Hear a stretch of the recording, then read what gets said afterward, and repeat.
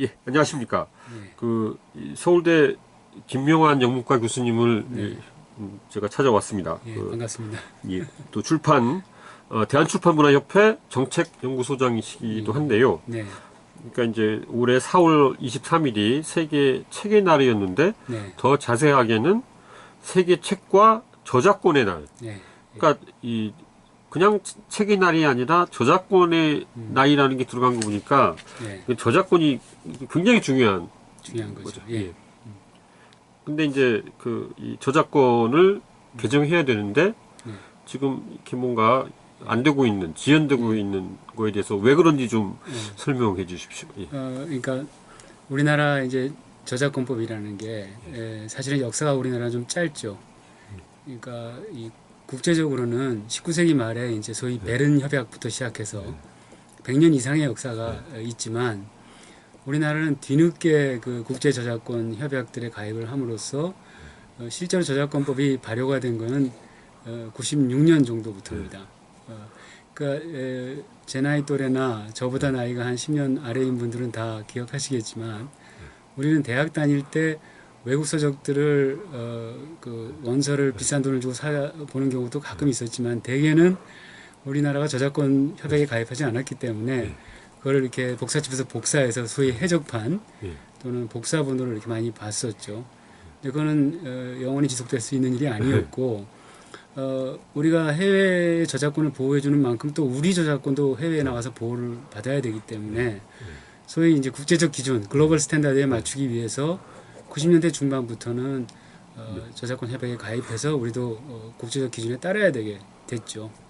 또 하나는 우리가 이제 그 지난 한 십몇 년 전부터 소위 그 자유무역 협정 FTA를 이제 체결하는 과정에서 가령 미국과의 한미 FTA 경우에 미국의 그 출판 관련 법이나 저작권법을 또 일정하게 받아들여야 되는 그런 또 문제도 있어서 여러 가지 이제 외적 압력과 내부적인 문제가 이렇게 겹쳐 있다 보니까 사실은 이 책을 사랑하는 독자, 책을 사랑하는 시민들의 입장에서 생각해 볼 기회가 없었고 또 출판 산업을 육성하고 보호하는 차원에서 저작권법을 생각하지 못한 채로 여기까지 왔다고 볼 수 있습니다. 그러니까 문재인 정부의 그 100대 국정과제 중에 하나가 자유와 창의가 넘치는 문화국가인데요. 근데 이제 그 출판계에서는 이제 그런 얘기도 나오는 것 같습니다. 그러니까 사실은 이 출판업이 정보 기술 혁명의 핵심 중 하나고 국가 기관 산업 중 하나고. 근데 이제 이거 마치 그 사양 산업으로 처리한다. 근데 또 책이 또 안 팔리는 걸 기준으로 하면은 사실 그 사양 산업이 또 맞는 것 같기도 하고요. 그거는 국가의 정책이 잘못된 겁니까? 아니면은 뭐 출판계도 이제 독자들도 좀 반성을 해야 됩니까? 예, 그 두 가지로 나눠 말씀을 드릴 수 있을 것 같아요. 출판을 사양 산업으로 인식하는 것은 한편으로는 맞는 면도 있고 한편으로는 틀린 면도 있습니다. 우선 그 틀린 면을 먼저 말씀을 드리면 우리가 이 출판을 관장하는 이제 정부 부처는 문화체육관광부 아닙니까? 줄여서 문체부라고 하는데 문체부가 낸 연구 보고서에도 이 우리나라의 컨텐츠 산업 중에서 출판, 책을 내는 출판 산업이 차지하는 비율이 20%가 넘는다는 점을 인정하고 있습니다. 다시 말해서 어떤 지식과 문화를 감당하는 이런 컨텐츠 산업 중에서 책이 5분의 1 이상을 차지하고 있다고 얘기를 하죠. 같은 보고서에서 문체부가 그럼에도 불구하고 이 출판에 대한 정부 예산 지원은 너무 적다라는 걸 인정하고 있습니다. 근데 그동안 우리 정부의 문화 정책은 소위 한류라는 것도 있었지만 우리 영화라든가 우리 음악 또는 뭐 애니메이션 이런 것들이 그 해외 진출해서 그 돈을 벌어오는 소위 이제 그 수익을 창출하는 문화 산업으로서 바라보는 경우가 많았습니다. 그러다 보니까 그런 산업들에는 상당히 많은 그 예산 지원, 정부 재정 지원이 간 데 비해서 책에 대해서는 그런 게 없었던 거죠. 그런 점에서 본다면 출판은 현재도 우리 전체 콘텐츠 산업의 5분의 1 이상을 차지하는 기간 산업이고 사양 산업이 절대 아니죠. 다른 반면에 또 근데 그 사양 산업적인 측면이 있는 것은 책이 잘 안 팔리는 것은 분명한 사실입니다. 그것은 우리가 인구가 줄고 있기 때문에 그런 면도 있지만 복제 기술이 너무 발달해서 예. 책을 사보질 않고 복제를 해서 그냥 보거나 또는 이제 전자책 같은 걸로 보게 되는 이런 것 때문에 아무래도 종이책이나 이런 것들이 많이 줄어들고 있는 상황은 틀림없죠. 그 점에서는 또 사양산업적인 측면이 있긴 합니다. 그러니까 이 콘텐츠 산업 중에서 20%라는 거는 콘텐츠 산업 중에서는 1등인가요? 2등인가요? 어떻게 됩니까? 아주 당연히 1등입니다. 1등입니까? 2등은 그 영화입니까? 음악입니까? 음악이나 이런 쪽으로 아, 예, 예. 입니다. 그래도 1등이다. 예, 1등입니다. 그걸 아까 빠뜨렸네요. 예.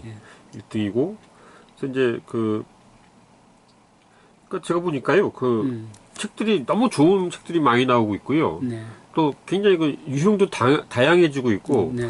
또 옛날에 이제 그 어떤 문사철 그런 네, 계통의 그렇습니다. 책들도 이제 미국 저자들의 책을 이제 번역을 했는데 요즘은 국내 저자들 이렇게 그냥 그 전업 작가 내지는 그 교수님들이 아주 엄청난 또 그 이제 해외 수준하고 차이가 없는 걸 굉장히 쏟아지고 있거든요. 근데 그 책을 안 읽는 이유가 아까 인구 감소 말씀하셨지만은 그러니까 사람들이 왜 책을 안 읽을까요? 거기에 대해서도 이제 참 여러 가지 측면에서 말씀을 드려야 할 텐데 책을 안 읽는다, 책을 책이 잘 안 팔린다. 여기에는 이제 여러 가지 이유가 있겠죠. 첫째, 뭐 절대적으로 이렇게 공부하고 책 읽는 어린 학생들의 숫자가 줄고 있다라는 것도 있겠지만 아직까지 우리나라가 좀 여러 가지로 장시간 노동과 이런 데 시달려서 소위 그 여유가 없는 삶을 살고 있지 않습니까? 그래서 이 성인들이 되면은 책을 안 읽는, 그러니까 이 고등학교 때까지만 해도 책을 좀 읽다가 대학 들어가서 줄어들고 성인이 되면 더 줄어들고 사회에서 이제 사회생활을 하다 보면은 책을 안 읽게 되는 경향이 우리가 다른 선진국에 비해서 굉장히 심합니다. 그게 가장 큰 문제고 또 뭐 잘 아시다시피 중고등학교에서 입시 교육 같은 걸 너무 시키다 보니까 이 폭넓은 독서가 안 되는 게 하나 있죠. 근데 여기서 말씀드리고 싶은 것은 우리나라가 출판사가 굉장히 많고요. 그게 물론 영세한 출판사가 많다는 문제도 있지만 책을 출간하고 있는 출판사가 한 7,000개 이상 됩니다. 그리고 책도 1년에 7만 종, 8만 종이 나오고 있고요. 세계 10위 안에 드는 출판 대국입니다. 그래서 오히려 좋은 책이 나왔는데 그 책을 그걸 원하는 독자한테 제대로 전달이 안 되는 그런 문제도 크죠. 그러니까 정부가 아까 말씀하신 것 중에 하나가 이제 정부가 예산을 갖다가 사실 출판업에 배정을 좀 안 한 것도 있다. 스스로 이제 반성하는 거잖아요. 그러면 그 세계 10위 그 출판 대국이고 또 7만, 8만이 나오니까 그 중에서 이제 1년에 한두 번씩 이렇게 우수 도서를 선정해가지고 그거 갖다 이제 뭐 몇백만 원치 세종도서 사업이라는 게 있죠. 그거를 매달 하거나 매주 해가지고 그러니까 이제 좋은 책들은 다 이렇게 정부 산하 또 도서관이라든가 또 이렇게 대학 도서관에서 살 수 있도록 정부가 그거를 해주면 어떨까요? 뭐 그런 방법도 가능할 수 있겠지만 그런데 그렇게 되면은 이게 일종의 산업을 육성하는 데 있어서 이 보조금을 지급하는 정책이 되는 거 아닙니까? 근데 보통 이제 일반적으로 산업 정책에서 그렇게 보조금을 지급하는 것은 그렇게 좋은 정책은 아니라고 그러죠. 좀 시장의 순기능에 맡겨야 된다고 하니까 저희들도 역시 출판 쪽도 마찬가지로 시장의 순기능에 맡겨서 좋은 책이 잘 나갈 수 있는 어떤 환경을 조성하는 게 좋겠다 이런 생각이 있습니다. 사실 우리나라의 공공도서관이 이제 드디어 1,000개가 넘었습니다. 근데 공공도서관들이 도서를 구입할 수 있는 예산이 좀 적어요. 그래서 지방자치단체가 공공도서관의 도서 구입 예산을 책임지고 있는데 그런데 지원을 많이 하면 공공도서관의 사서들이 스스로 이렇게 책들을 선별해서 좋은 책들을 사게 되면 시장의 순기능이 작동하는 측면이 있죠. 그러니까 일반적 일자리 관련해 가지고 제가 이제 해외 어떤 교수님하고 인터뷰를 하는데 그러니까 정부가 일자리를 만들면 어떻게 되냐 그랬더니 그분이 정부가 하는 일은 일자리를 만드는 게 아니라 그 일자리가 많이 나올 수 있는 환경을 만들어 주는 거다 그러셨거든요. 그러니까 이제 말씀하신 대로 이제 이 순기능 쪽으로 이렇게 꼭 이렇게 보조금보다는 해야 되는데 그러니까 사람들이 책을 많이 읽는 환경을 정부가 만들어 주려면은 지금 현재 가장 중요한 과제가 어떻게 보면은 50 적폐라고도 할 수 있는 그 문제가 제일 큰 건가요? 52조 52조 이항 이게 제일 큰 문제인가요? 딱히 꼭 그게 가장 큰 문제라고 할 수는 없습니다. 이 저작권법에 대해서 잠깐 말씀을 드리면 소위 출판 선진국들은 출판 산업을 육성할 수 있는 여러 법적 장치와 이런 제도들을 갖추고 있습니다. 그런데 모든 나라가 똑같은 법과 제도를 갖추고 있는 것은 아니고 나라마다 역사와 문화, 현실적 조건이 다르기 때문에 미국과 영국 또 같은 유럽이라도 또 유럽 대륙이 서로 다른 제도를 갖고 있습니다. 그리고 또 스칸디나비아 나라들도 여러 가지 다른 제도들이 있고요. 그래서 출판 산업을 육성하는 저작권법상의 어떤 여러 가지 제도가 한 10개쯤 된다고 한다면 선진국들은 그중에 한 서너 개씩은 가지고 있어요. 근데 우리나라는 하나도 없다고 말해도 과언이 아닙니다. 그래서 저희가 원하는 것은 저작권자들과 이 창조적인 저자들, 문화예술인들과 출판계 그리고 정부 정책 당국이 모여서 머리를 맞대고 의논해서 그 여러 가지 제도들 중에서 우리 현실에 맞는 것을 어떤 것일까를 찾아내서 그걸 도입하기를 원하고 있고요. 출판계가 62조 2항을 가장 중요하게 지금 보고는 있지만 논의에 따라서는 다른 것부터 먼저 할 수 있습니다. 그래서 이 공공 대출권, 이 사적 복제 보상금 제도 뭐 이런 것들이 그러니까 아직 도입이 안 된 거죠. 그리고 우리나라는 안 돼 있습니다. 그러니까 사실상 한국은 그 출판업을 위한 그 법적 제도적 장치조차 그 아직 뭐 개도 상태인가요? 좀 심하게 얘기하면 뭐 그렇게 말할 수 있겠죠. 근데 62조 2항에 대해서 조금만 더 설명을 드리면 62조 2항은 이제 수업 목적 보상금에 관한 것입니다. 수업 목적 보상금이라는 게 생긴 것은 서구 선진국에서도 70년대 말부터입니다. 아시겠지만 이 소위 복사기들이 급속도로 발전하는 게 70년대 말부터고 그때부터는 이제 책이라는 것을 복사해서 볼 수 있게 됐기 때문에 그런 복제 기술의 발달에 따라서 책들이 안 팔리고 복사집에서 복사해서 보게 되는 그런 문제가 있어서 저작권의 침해가 이루어지고 출판 산업의 출판권의 침해가 이루어지기 때문에 70년대 말부터 여러 가지 그런 보상금 제도가 도입됐습니다. 그 중에 하나가 이제 수업 목적 보상금과 유사한 제도가 나라마다 있는데 대학의 경우에 그 학생들이 그 책을 많이 수업에서 복사하게 되는데 그럴 경우 이제 이걸 일일이 다 그걸 규제하고 허가를 받게 하면 너무 힘들지 않습니까? 그래서 이제 우리나라가 만든 제도가 그 대학이 1년에 학생 1인당 1,100원에서 1,300원의 돈을 보상금으로 내고 복사를 일정한 조건 하에서 자유롭게 하는 제도가 수업 목적 보상금입니다. 근데 그 수업 목적 보상금이 저자한테만 가고 출판사한테는 안 가게 있는 게 우리나라의 제도입니다. 그런데 일반 시민들이 보실 때는 아니 그러면 그 수업 목적 보상금이 저자한테 가면 되는 거 아닌가? 왜 출판사가 그거를 자기 몫을 주장하지? 이렇게 생각하실 수 있는데요.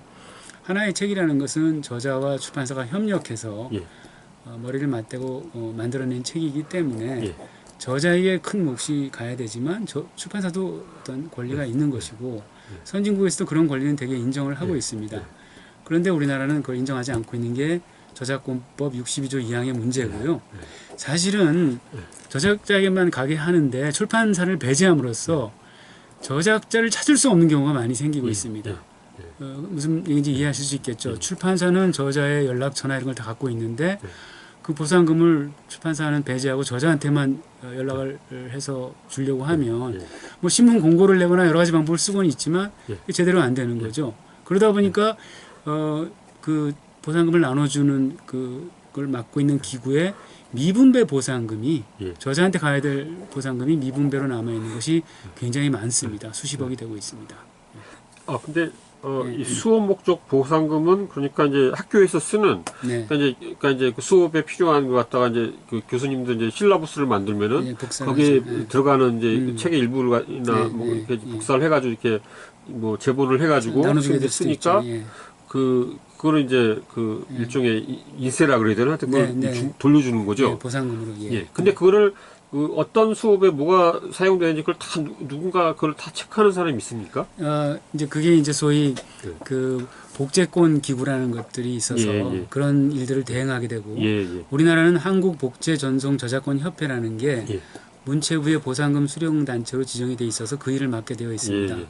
외국 같은 경우는 더 오랜 역사를 가진 복제권 기구들이 많아서 이렇게 표본 조사를 한다거나 가능하면 또 전수 조사를 한다거나 여러 가지 방법을 써서 저자와 출판사에게 그게 공정하고 공평하게 나눠질 수 있도록 하고 있습니다. 예. 근데 우리나라 이 복제 전송 저작권 협회는 아직 경험이 좀 일천해서 그리고 또 출판사를 배제하는 바람에 그게 잘 되고 있지 않은 상태입니다. 그래서 현재는 전국 대학을 네 개의 그 군으로 나눠서 예. 4년에 한 번씩 전수조사를 하게끔 되어 있고 예. 나름으로 조사를 하고 있지만 그 조사의 어떤 타당성은 좀 떨어진다는 게 제 생각입니다. 예. 그러니까 이 전체 그 보상금의 그 전체 규모가 어느 정도 됩니까? 그 정확하게 제가 액수는 알지 못하지만 1년에 수십억씩은 되고요. 예. 또 그 외에도 이제 다른 또 보상금들이 있기 때문에 굉장히 많은 액수가 점점 쌓여가게 되어 있습니다. 워낙은 이 수호목적 보상금 제도가 이 도입될 당시에 학생 1인당 1년에 3,000원 정도를 예. 걷게 되어 있었습니다. 예. 그런데 그게 너무 과도한 대학에 부담을 주는 거라고 해서 대학교육협의회가 소송을 걸었고 예. 소송이 벌어졌는데 소송에서 졌어요. 져서 이제 이 어떤 협상을 통해서 1,100원 내지 1,300원을 하는 대신에 수업 목적 보상금에 대학 측이 이제 합의를 해준 거죠. 그래서 사실은 학생 1인당 그 연 보상금 액수도 좀 적은 편이라고 봅니다. 예. 근데 이게 예. 수천억 정도 되면은 이 출판계에 어떻게 이게 숨통이 트이는 그런 게 될 텐데 뭐 수십억은 그거가 좀 진짜 예. 그러니까 이게 지금 출판사에 큰 경제적 이득을 가져오거나 또는 저자한테 큰 경제적 이득을 가져올 수 있는 그런 상황에서 62조 2항 개정을 얘기하고 있다고 보면은 조금 지나친 말이 될 겁니다. 당장은 저자들에게 이제 그 보상이 이루어지는 경우가 있는데요. 뭐 수업 목적에 쓰여졌다고 해서 저자가 뭐 신고를 보상 신청을 했을 때 인정되거나 또는 이제 복제전송 저작권 협회가 그 저자를 직접 찾아서 주는 경우도 있습니다. 그럴 경우에 뭐 경험들을 들어보면 대개 뭐 한 100몇십만 원 정도의 그 보상금을 저자들이 받는 경우가 있고 그게 뭐 몇 년에 한 번씩 그런 걸 받았다 그러면은 그 마치 공돈이 생긴 것 같은 그런 점은 있지만 저자한테도 큰 경제적 보상이 되는 건 아니죠. 출판사에게는 아직 그 보상이 되지 않고 있고요. 그러나 앞으로 이 부분이 확대될 가능성이 높기 때문에 법적 장치를 미리 정비해 놓지 않으면 안 된다. 그래서 당장에 어떤 큰 파이가 있고 그거를 나눠 먹는 문제라기보다는 현재의 파이는 작지만 앞으로 이것이 건전하게 발전하기 위해서는 제도를 정비해야 된다. 이런 뜻입니다. 그러니까 그 문체부는 그 62조 2항 수정에 대해서 부정적인가요? 아니면은 찬성하는데 뭔가 뭐 관료제도 때문에 지연되고 있습니까? 아니면 뭐 어떻게? 그 문체부 제1차관과 그 담당 국장님들과 이 출판계의 그 협의 테이블이 만들어진 적이 있습니다. 그 당시에는 저작권법 62조 2항의 개정은 좀 곤란하다. 이게 문체부의 입장이었습니다. 다만 이 62조 2항의 문제로 인해서 출판계에 피해가 가는 것은 사실인 것 같다. 따라서 법 개정을 하지 않더라도 출판계의 피해를 좀 보상해 줄 길을 찾아보자라는 게 문체부의 입장이고 아직까지 그 입장과 출판계의 입장이 아직 어떤 원만한 합의에 도달하지 못한 상태입니다.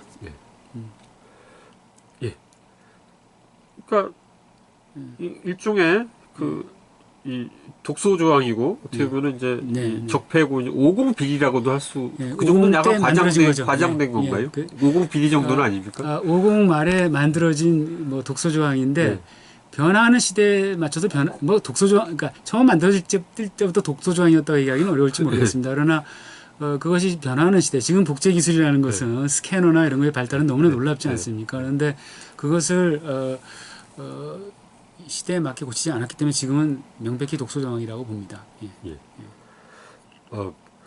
그리고 이제 52시간 근무제를 이제 뭐 약간의 유예 기간을 주고 이제 하는데요. 그게 그 출판업에 도움이 되려면은 뭔가 모든 게 이렇게 저절로 되는 일은 없는 것 같고요. 정부가 이런 새로 도입한 이 제도와 또 이 출판업 부흥 진흥일하고 뭔가 어떤 뭐 프로그램을 만들어야 될 것 같은데요. 네, 뭐 그런 게 있죠. 가령 이제 뭐 기존에도 그런 것이 있긴 있습니다. 가령 문체부가 이제 그 산하기관으로 출판문화산업진흥원을 두고 있는데 네. 출판문화산업진흥원이 이제 사실은 박근혜 정부 하에서는 그 출판 블랙리스트를 실행했다고 해서 뭐 굉장히 비난도 받았지만 그 진흥원에서 여러 가지 사업들을 하고 있습니다. 그 중에 하나가 그 1년에 그 도시 하나씩 네. 그 체계의 도시를 만들어서 지정을 해서 선정을 해서 그 도시에 뭐 2억 5천 정도의 예산을 주고 네. 그 해당 도시는 지자체로서 그 뭡니까 이 대응 자금으로 같은 정도의 액수를 내서 한 뭐 그럼 5억 정도가 되겠죠. 그걸 가지고 이제 1년 내내 책의 도시로서 갖가지 행사를 하는 그런 제도를 두고 있습니다. 제가 사실은 그 책의 도시 선정 과정에 관여해 본 적이 있는데 5억이라는 예산이 큰 예산이 아닐지는 몰라도 그동안에 그 책의 도시를 했던 도시들을 가보면 굉장히 효과가 있습니다. 가령 뭐 페스티벌도 열고 뭐 여러 가지 책과 관련된 그 해당 지자체의 도서관에서 행사들을 여는 것이 굉장히 큰 효과가 있다고 봅니다. 그래서 적은 액수로도 큰 효율성을 가진 행사들을 기존의 정부가 하고 있고 그걸 좀 더 확대하는 일들이 많이 필요하고 아까도 말씀드렸지만 역시 공공도서관의 도서 구입비를 늘리는 거 중요하다고 봅니다. 그러니까 선진국에서 하고 있는 그러니까 이제 법적 제도적 말고요. 그러니까 그냥 정책적으로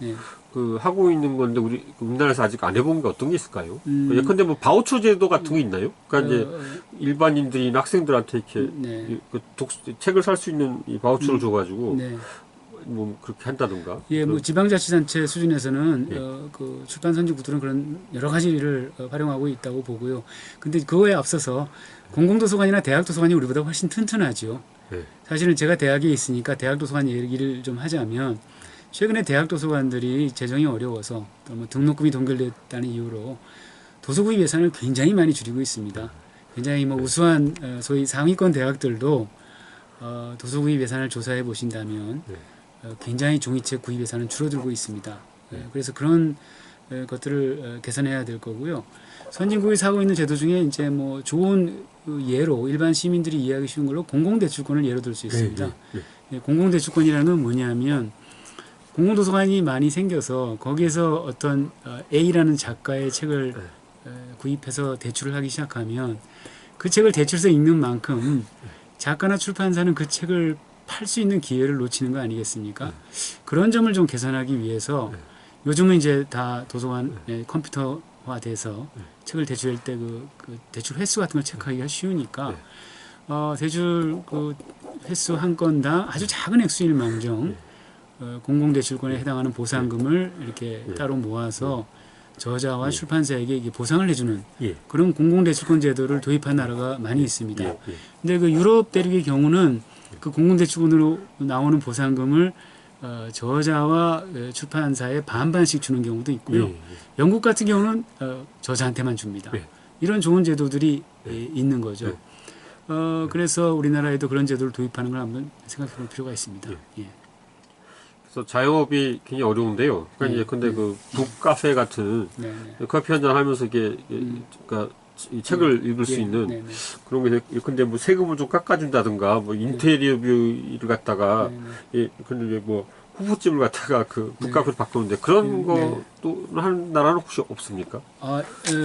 중요하죠. 가령 이제 외국에는 뭐 굉장히 많은 제도와 그런 혜택이 있고 제가 그거 다 일일이 알지를 못합니다. 근데 이제 우리나라 얘기로 돌아오자면 사실은 이제 그런 서점들 다양한 어떤 성격과 그 개성을 지닌 서점들을 위한 제도가 도서정가제입니다. 도서정가제는 이제 논란도 많았고 지금도 이게 완벽한 제도가 아니고 도서정가제에 대한 반대도 많습니다. 왜냐하면 이것도 산업이 만들어낸 생산품이고 물건인데 그 물건인 책의 가격이라는 건 시장에서 정해져야지 왜 가격을 인위적으로 정해서 그 정가대로 받으라고 하느냐. 시장 논리에 맞지 않다라는 반대가 있고요.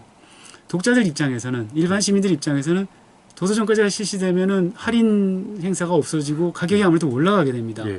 이거 좀 그렇지 않느냐 불만이 있습니다. 그런데 도서정가제가 도입되어서 생기는 여러 가지 순기능들은 출판사들을 이제 도와주는 것도 있겠지만 중간 자영업 수준의 그 작은 동네 서점들이 도서정가제로 큰 혜택을 보고 예. 사실은 도서정가제가 최근 실시된 이후로 그 개성을 지닌 그 서점들이 지역에 수백 개가 늘어났다고 하죠. 아, 예. 그런데 그게 늘어났다고 하지만 아직도 어려운 상태입니다. 예. 예, 그게 과연 오랫동안 10년, 20년 갈 수 있을지 이거는 아직 좀 지켜봐야 되고 또 도서정가제를 더 보완하고 또 다른 추가 조치가 좀 필요한데요. 우리가 지금 특히 그 지역 경제를 살려야 된다. 네. 수도권 중심의 이 경제가 문제가 있어서 그래서 지역 서점, 지역 출판사, 네. 지역 공공도서관의 이 또 협업 구조를 위해서는 도서정가제뿐만 아니라 그런 세제 혜택이라든가 여러 가지 지자체의 노력이 필요하다고 봅니다. 그러니까 일단 성인들의 경우에는 52시간 근무제가 네. 그래도 이제 이제 조금 생긴 그 시간을 가지고 뭐 술을 먹으러 갈지 여행을 갈지 책을 볼지는 모르지만은 그래도 이제 어떤 기회인 것 같고요. 근데 이 자라나는 청소년, 뭐 초중고 학생들 같은 경우에는 그러니까 일종의 학생들을 위한 그 뭐 52시간 학습지가 됐든지 그러니까 이제 그 책을 읽을 수 있는 시간이 확보가 돼야 되는데 이제 과외 가고 뭐 네, 수업 가고 예. 그러라고 안 되는데요. 예. 그거 이제 성인과 예. 청소년으로 나눠서 말씀을 드리자면 예. 성인의 경우에 그 외국의 문화 선진국과 우리를 비교하면 이런 게 있습니다.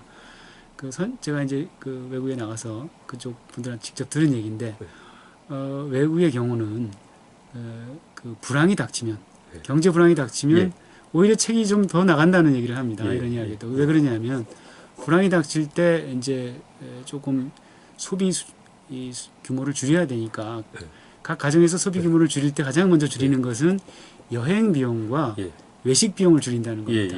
그럼 아무튼 집에서 보내는 시간이 많아지게 될 테고 그것을 알차게 보내기 위해서 책을 오히려 산다는 얘기죠. 그러니까 오히려 불황 때 책을 산다는 정도로 이 책에 대한 문화가 좀 우리보다 좀 앞서가 있지 않나 싶고요. 청소년으로 돌아오면 우리나라처럼 입시에 시달리는 나라가 전 세계에 없다고 하지 않습니까? 물론 뭐 중국이나 일본도 만만치는 않습니다. 그런데 역시 이 경우는 입시 위주의 그 부담에서 벗어나야만 그 학생들이 책을 더 많이 읽을 수 있게 될 것 같고요. 현재는 또 AI 시대에는 또 책을 많이 읽고 창의력이 있어야 된다는 것 때문에 오히려 또 부모님들이 적극적으로 독서를 권장하는 바람직한 것도 있는데 그것은 역시 입시 교육을 좀 바꿔서 중고 교육이 정상화돼야 되고요. 한 가지 특기할 사항은 어린이 도서, 아동 도서에 관해서는 우리나라가 세계 최고의 수준 아닙니까? 아시겠지만 그 세계에서 가장 유명한 이탈리아의 볼로냐 아동 도서전에서 우리나라 아동 도서들이 굉장히 큰 인기를 끌고 있고 계약도 많이 되고 큰 상도 많이 받고 하고 있습니다. 그게 우리나라 출판 산업의 큰 잠재력이라고 봐야겠죠. 마지막으로 강조하실 말씀을 좀 해주십시오. 이 책의 문화, 책 문화 그리고 또 출판 이게 발전하기 위해서는 출판사만 잘해서는 안 됩니다. 일반 시민, 일반 독자 그리고 출판사 그리고 저자와 창작자들 그리고 정책당국인 문체부 그리고 지방자치단체들 그리고 독서운동하는 시민단체 그리고 공공도서관의 사서들과 그 관장님들을 비롯한 운영진들 이 굉장히 다양한 그 당사자들이 있습니다. 이 당사자들의 의사소통과 협업을 통해서 정말 촛불 시대에 맞는 그런 새로운 책의 문화를 우리가 만들어 나가야 될 것 같고 그것은 아마 잘 돼 나갈 거라고 저는 낙관적으로 생각합니다. 감사합니다. 고맙습니다.